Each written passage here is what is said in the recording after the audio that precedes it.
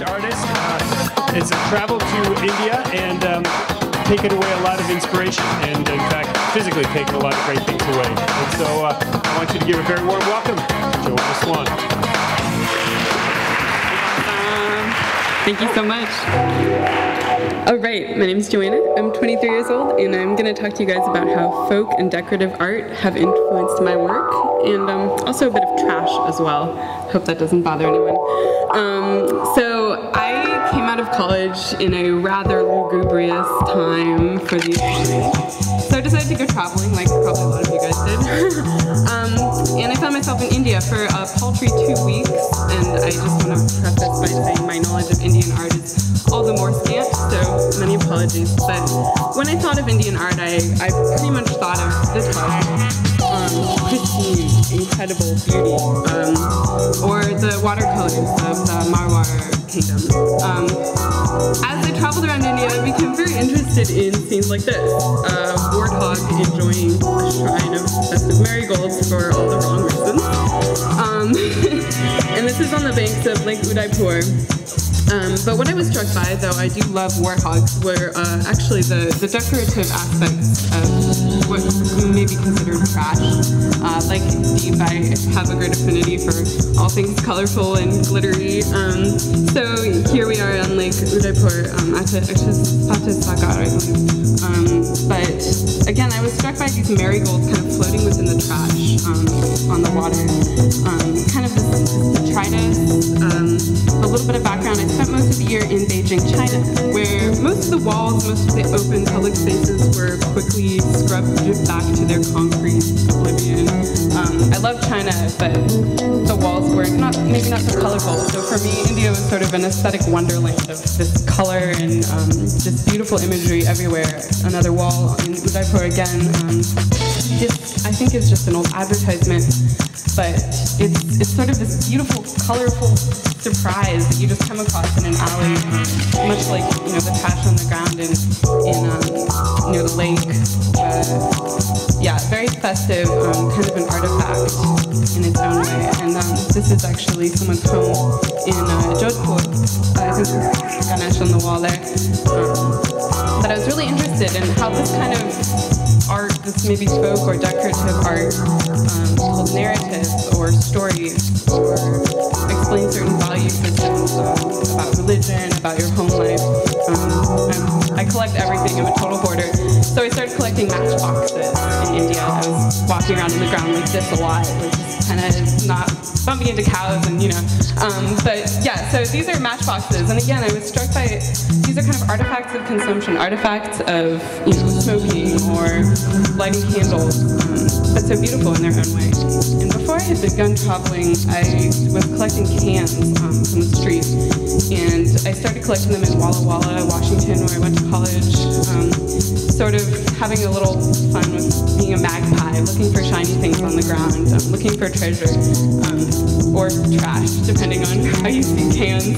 And as I began to amass more cans, I started thinking about sort of consumerism, capitalism, how cans are almost a critique, or could be a critique of modern society, and habits of addiction or practices of consumerism. Lord knows I love my coffee, so and I started collecting cans in my travels as well. So here, Beijing beer, certainly did drink a lot of that. So initially it was a very kind of a negative, critical practice in taking these cans and scanning them in as images.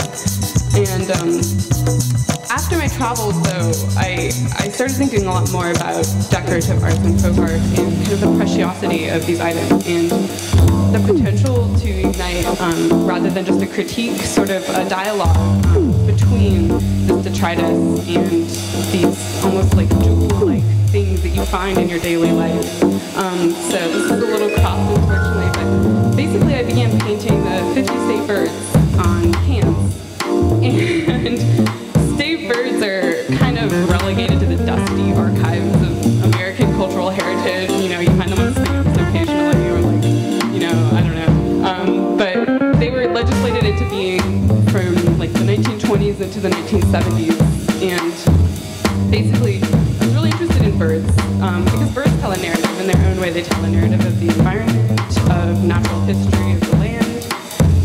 They're also very delicate and ephemeral, and yet ubiquitous. There are, I think, 10 to 20 billion birds in the United States alone, as are cans. Cans are also quite ubiquitous. So in this way, I was looking at birds and folk art and how that narrative interacts with cans as these perhaps ugly, perhaps interesting, shiny objects. And yeah, basically, I think this is New Jersey, the chickadee. Here we have the Massachusetts black cat chickadee, I do believe.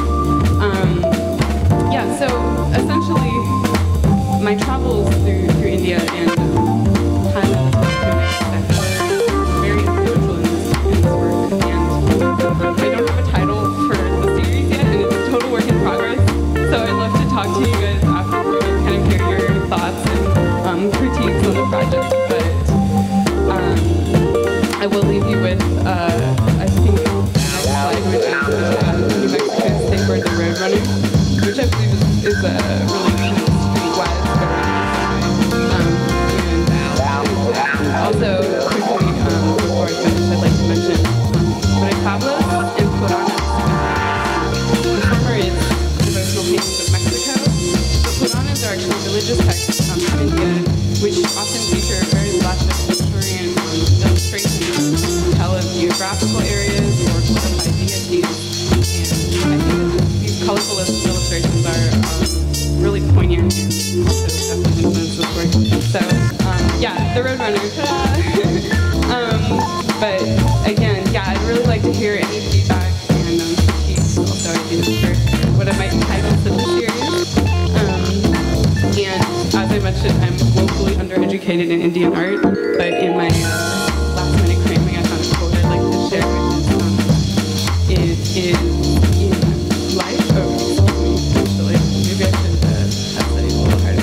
It is an art where life and creativity are inseparable. And I actually found that on the Indian Art Wiki page.